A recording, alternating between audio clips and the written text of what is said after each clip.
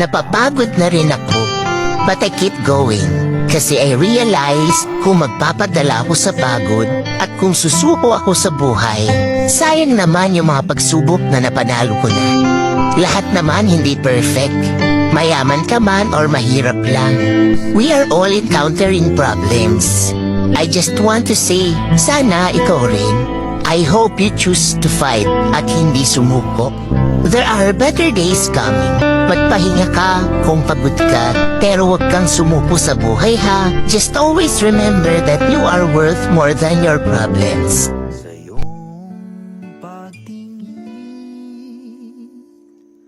at iaalay ang lahat sa lalim